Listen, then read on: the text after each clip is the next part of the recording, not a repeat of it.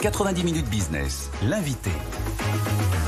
Avec nous ce midi, Marc-Olivier Sebac, délégué général de la Fédération nationale des cinémas français. Bonjour. Merci d'être avec nous aujourd'hui dans 90 minutes business. On va s'intéresser déjà à la sortie du cinéma français de ce début d'année.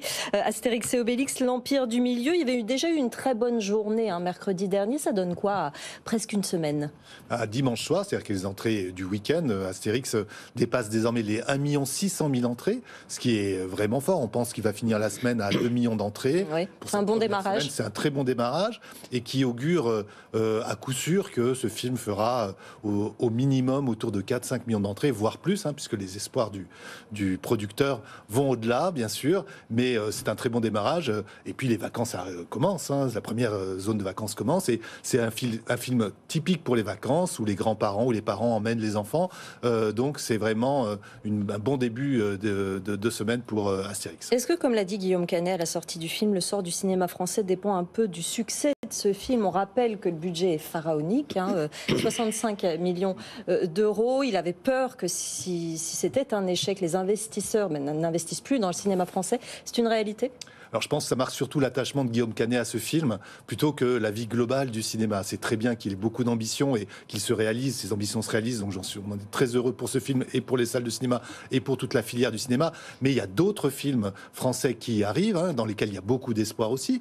Il y a par exemple Alibi.com qui sort ce mercredi, le 2 de cette série. Et puis Les Trois Mousquetaires qui vont sortir en 2 volumes, si je puis dire, pour parler comme en littérature, en 2 volets, en 2 films cette année.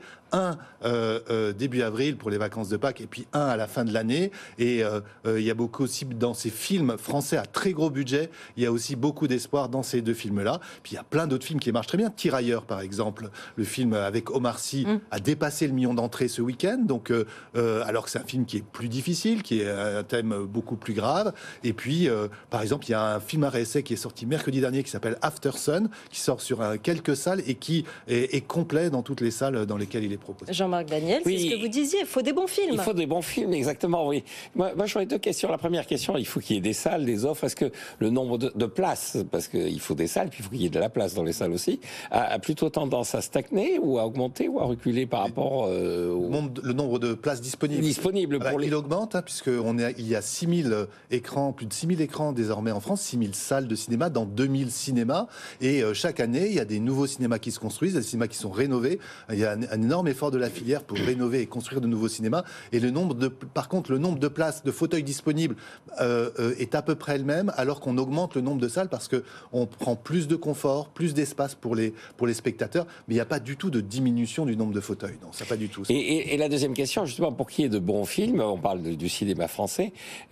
Moi, ce qui me frappe, c'est ce qu'on disait la semaine dernière. Il y a des cinémas autres qu'aux États-Unis et en France. Alors, on a perdu les cinémas de nos voisins. Les Allemands et les Italiens continuent à faire encore des films.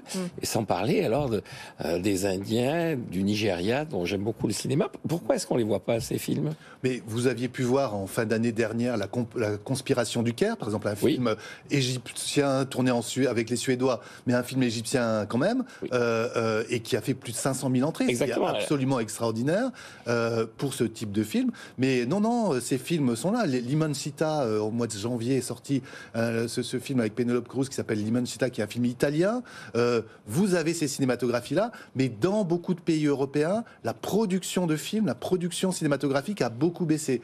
Vous ne les voyez pas parce qu'il y en a moins qui sont produits. Par contre, vous voyez des films coréens, vous voyez des films japonais, et vous en voyez beaucoup, et pas seulement des mangas, mais aussi et pas seulement des films d'action, aussi des films graves qui sont au cinéma. Donc la France est le premier pays en Europe pour son cinéma, en production, mais aussi en nombre de salles, mais aussi en entrée, et aussi surtout en diversité des offres qu'elle propose.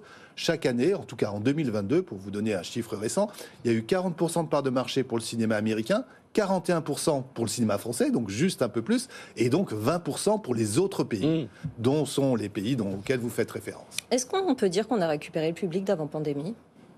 On a récupéré le public à peu près avant pandémie. On est à plus 10% par rapport à janvier 2020, janvier 2023. Janvier 2020, c'était avant la pandémie. Oui. Et on est à moins 10% par rapport à 2019. Donc vous voyez, on est revenu à des niveaux normaux, des niveaux habituels. Voilà, maintenant on emploie des mots comme ça parce que bien sûr il faut voir l'année qui vient devant nous, hein, mais elle s'annonce bien, d'une part parce qu'il y a beaucoup de films proposés, beaucoup de films de toutes catégories, des films américains, des films français, des franchises anciennes comme Indiana Jones qui va revenir, mais aussi, je vous parlais des Trois Mousquetaires, ou des films à réessai comme ce film After Sun ou le film de Noémie Lovski qui sort la semaine prochaine.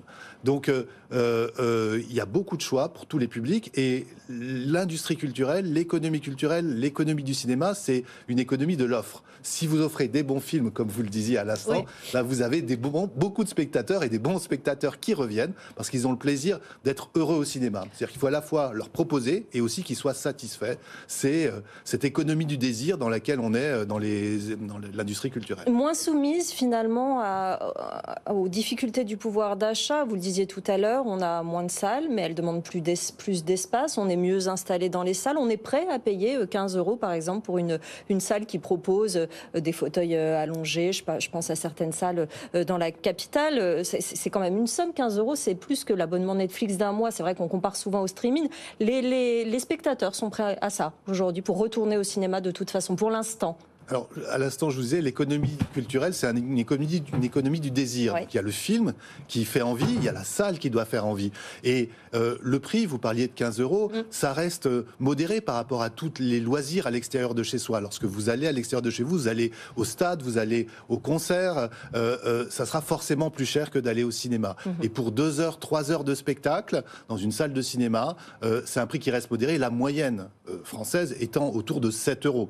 Donc, vous preniez l'exemple de certaines salles toutes innovantes, enfin toutes les neuves, plus chères, récentes, évidemment, voilà. les plus chères Voilà, à Paris. À Paris, qui est la ville la plus chère de France, et c'est normal parce que le loyer est cher, et les coûts de la vie sont chers, etc. Eh bien, pour 7 €, vous pouvez aller voir Astérix, par exemple, ce week-end, voire pour moins, puisqu'il y a beaucoup de salles dans lesquelles vous avez des offres d'abonnement ou des tarifs qui sont moins chers. La grande particularité du parc de salles en France, si on compare à la Grande-Bretagne, par exemple, c'est qu'il y a beaucoup de cinéma dans des petites villes ou des villes moyennes dans lesquelles, par nature, les tarifs sont beaucoup plus intéressants puisque le coût du foncier, qui est un coût majeur pour le cinéma, à côté du coût de l'énergie, qui est une autre problématique à laquelle on est confronté aujourd'hui, le coût des fonciers est moins cher dans les petites villes.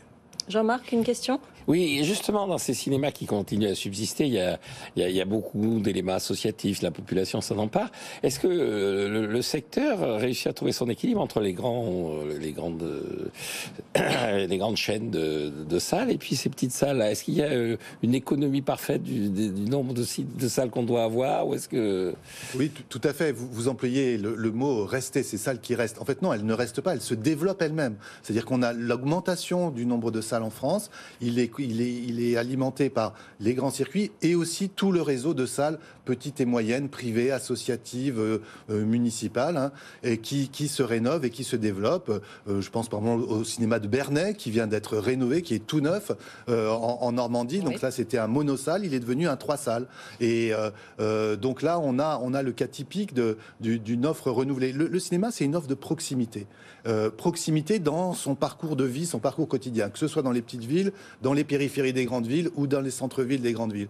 Et l'économie de chaque segment est très importante, effectivement. Mais ce qu'on remarque pendant la crise, c'est que elle a touché tous les types de salles, mais qu'il y a un renouveau dans tous les types de salles. C'est-à-dire que tout le monde réussit à rebondir parce que certains en investissant de façon très innovante, d'autres en rénovant leur cinéma de proximité et en gardant ce lien avec les spectateurs, parce que c'est ce lien, peut-être ce que nous a appris cette crise, c'est que la solution, elle était dans l'offre de films et dans le lien étroit entre la salle et les spectateurs. Le cinéma va bien, ça fait plaisir à entendre. Merci beaucoup Marc-Olivier Sebac d'être venu nous voir, délégué général de la Fédération nationale des cinémas français.